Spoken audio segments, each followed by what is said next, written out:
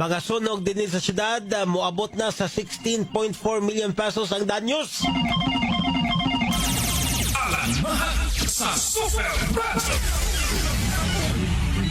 Yes, Super Alan, pasok!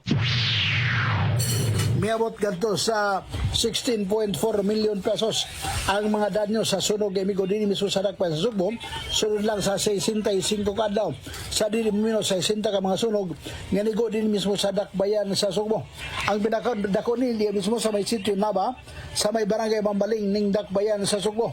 Panahon na gani sa Fire Prevention Month sungugon ang mga miyembro sa Bureau of Fire din mismo sa Dakbayan din magtubag-tubag lang ang alarma sa sunog din mismo sa Dakbayan sa Sugbo.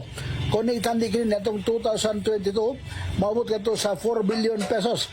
Ang matod pa danyo sa di mo minus 333 ka mga sunog gamigo nini. Sa 2024, mautang ato sa 128 million pesos ang naisgutan nga danyos din nagkagamay kini. Matod pa sa City Fire Department din mismo sa Dakbayan sa Sugbo. Ilang gagiya pasabot kay gumikan sa pag-abot na sa panahon sa Fire Prevention Month. Daghan nga mga sunog kayo dang mutumaw dinhi mismo sa Dakbayan ilabi na kadto mga bata nga walay mga disiplina sa ilang kaugalingon nga magpasagala og labay sa ilang nga basura lakib na ang paggamit sa mga posporo uban pa nga makamugna og sunog. Ako sa Alan Mahal sa Jamie Super Radio DYWS dapat ito